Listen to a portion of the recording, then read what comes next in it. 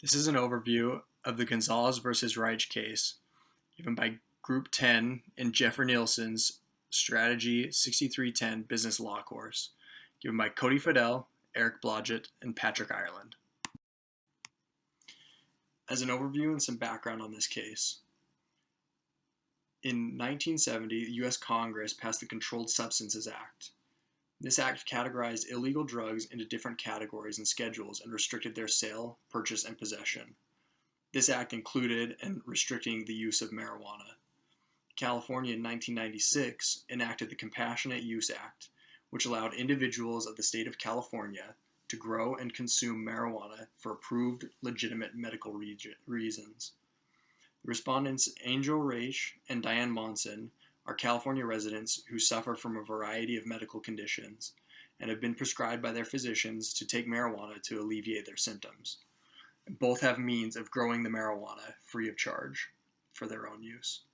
On August 15, 2002, the DEA came to Monson's home and seized and destroyed all of her 6 cannabis plants, even though they concluded that her use was entirely lawful as a matter of California code. Raich and Monson bring this action against the Attorney General of the United States, seeking injunctive and declaratory relief, claiming enforcement of the CSA against them violates the Commerce Clause, the Due Process Clause of the Fifth Amendment, and the Ninth and Tenth Amendments of the Constitution, and the doctrine of medical necessity. The state courts find the CSA is acting within their power and goes to the Court of Appeals, who rule in favor of the respondents. However, the Supreme Court rules and overturns and rules in favor of the CSA. To better understand some of the historical drug policies that have been enacted in the United States, we go back to 1914 when the Harrison Narcotics Act was enacted under United States federal law. This act regulated and taxed the production, importation, and distribution of opiates and coca products, and the act was proposed by Representative Francis Burton Harrison of New York and was approved on December 17, 1914.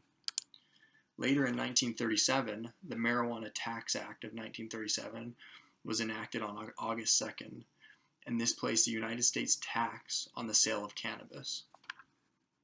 Later down the line, after the war on drugs was declared in 1969 by President Nixon, the Controlled Substances Act, or the CSA, Title II of the Comprehensive Drug Abuse Prevention and Control Act, is the federal U.S. drug policy under which the manufacture, importation, possession, use, and distribution of certain narcotics, stimulants, depressants, hallucinogens, anabolic steroids, and other chemicals is regulated.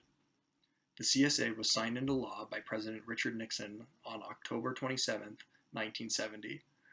The addition, deletion, or change of schedule of a medicine or substance may be requested by the U.S. Drug Enforcement Agency, or the DEA, or the Department of Health and Human Services. The DEA implements the Controlled Substances Act and may prosecute violators of these laws at both the domestic and international level. Within the CSA, there are 5 schedules at the federal level that are used to classify drugs based upon their abuse potential, accepted medical applications in the U.S., and safety and potential for addiction.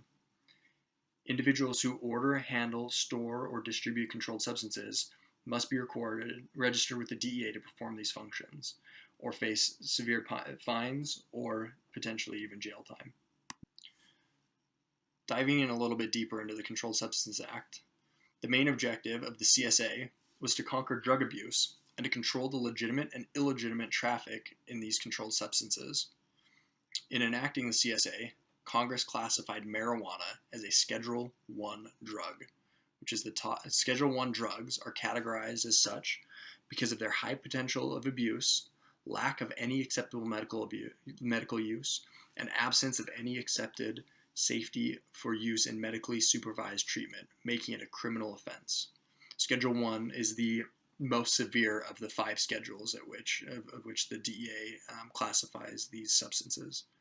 In 1996, California voters passed Proposition 215, now known as the Compassionate Use Act of 1996, which ensured that seriously ill residents of the state will have access to marijuana for medical purposes, and to encourage federal and state governments to take steps towards ensuring the safe and affordable distribution of the drug to patients in need. Because the DEA and the federal government's primary argument behind raiding these cannabis plants was the Commerce Clause and the federal government's ability to regulate interstate commerce, the two primary cases by which the respondents, Gonzales and Raich, wanted to draw down upon were the United States versus Lopez and the United States versus Morrison cases. These were two cases where the courts had ruled in favor of the plaintiffs, saying that the federal government had overstepped its bounds and its duty, or their authority under the Commerce Clause, and therefore, unjustly prosecuting these individuals.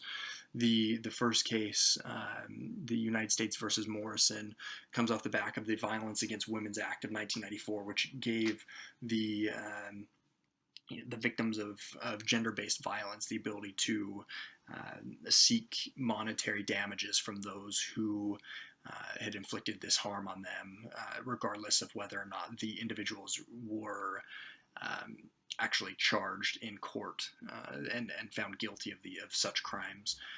This particular case was at Virginia Tech. This freshman student, Christy, was raped and beaten by several students, and after that had occurred, these students, after the school had found out about that, the school had suspended these students, but there were never any criminal charges brought.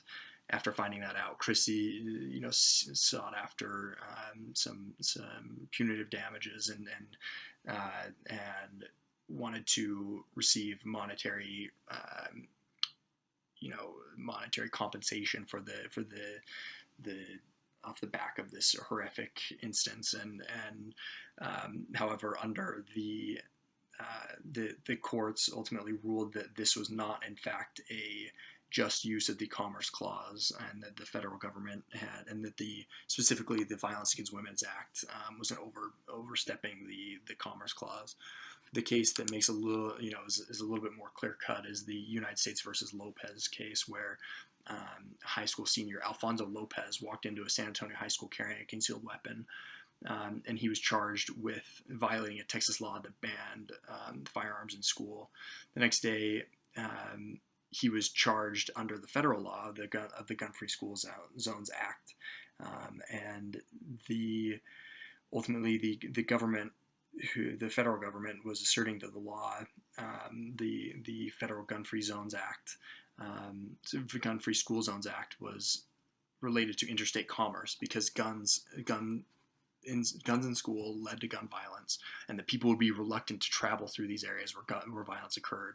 The government also argued that the disruption to the learning environment created by guns in schools would result in less educated citizenry, negatively affecting commerce, which are two things that one might believe, or the federal government believed, was regulated under the Commerce Clause. However, the Supreme Court rejected the government's claim and held that the law was not substantially related to commerce.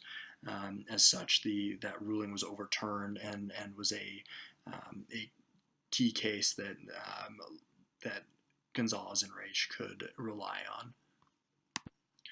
Despite the arguments of Morrison and Lopez in their case, the courts used the example of the case Wickard versus Filburn from 1938 to really substantiate their case against Gonzales and Raich. This case, Wickard versus Filburn, is a little bit of background. So Filburn was a small farmer in Ohio who harvested nearly 12 acres of wheat above his allotment under the Agriculture Adjustments Act of 1938. So he was producing more than he was allotted under this act. Filburn was penalized under the act, and he argued that the extra wheat that he had produced in violation of the law had been used for his own use, and thus had no effect on interstate commerce, since it had not been on the market. In his view, this meant that he had not violated the law, because the additional wheat was not subject to regulation under the Commerce Clause, because he believed that he was using it for his own personal use. Under a unanimous court, they upheld the law. The opinion authored by the Justice Robert Ho Jackson, the court found that the Commerce Clause gives Congress the power to regulate prices in the industry, and that this law was rationally related to the legitimate goal. The court reasoned that Congress could regulate activity within a single state under the Commerce Clause, even if the individual activity had a trivial effect on interstate commerce, as long as the interstate activity viewed on the aggregate would have a substantial effect on interstate commerce. To this extent, the opinion went against prior decisions.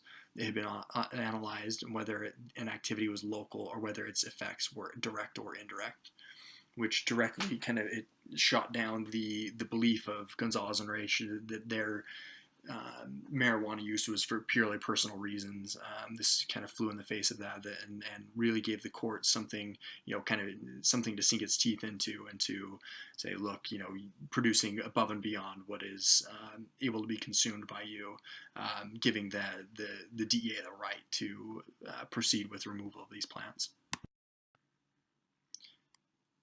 After the decision of the court, the rebuttal from the respondents was based around kind of three aspects, basically saying that the Agriculture Adjustment Act, which was argued in the Wicker versus Filburn case, was very unlike the Controlled Substances Act, actually exempted small farming operations, which kind of differed.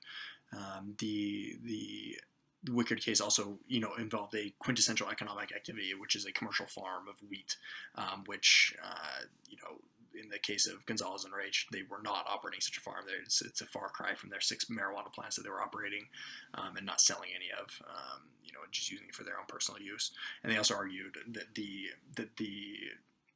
their production of marijuana had no impact on the price of marijuana prices in the area. Which is the argument of the impact of price is one of the kind of cornerstones of the Commerce Clause.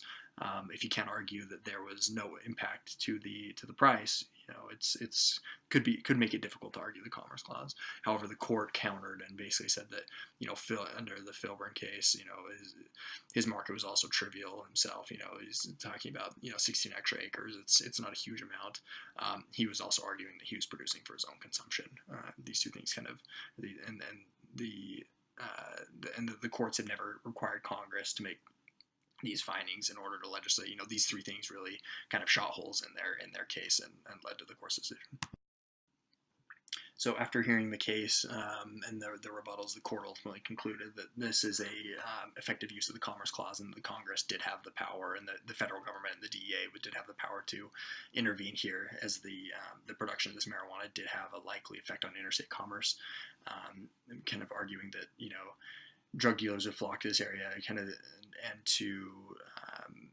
that medically prescribed marijuana is not a valid argument, that it's likely that the patient would continue using even after they recovered. So these two things kind of had a direct impact, and could be argued that they had an impact on the interstate commerce. After the court's ruled, Justice O'Connor actually issued a dissenting opinion, citing that the idea that law enforcement officials agree that many law enforcement officials agree that medical marijuana hasn't had a severe impact on their law enforcement abilities, and that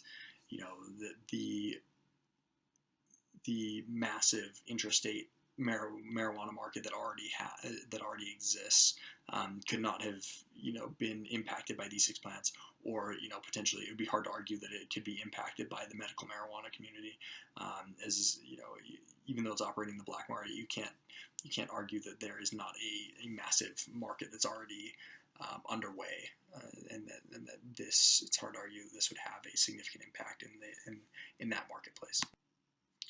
Just to conclude, it's very interesting to see kind of the nearly limitless power that can be established under the Commerce Clause. It rarely just relates to the commerce. We saw with the Morrison and Lopez case, and now with Gonzales versus Raich, you can argue the Commerce Clause in so many different things, and it's incredibly broad, and that specifically in this case, the Controlled Substances Act operating in conjunction with kind of the Commerce Clause, it's a very powerful tool for the federal government to use. Also very interesting, since this case, with so many states legalizing medicinal marijuana or even recreational use marijuana, with it still being under illegal under federal law. It'll be very interesting to see how this plays out in the near future.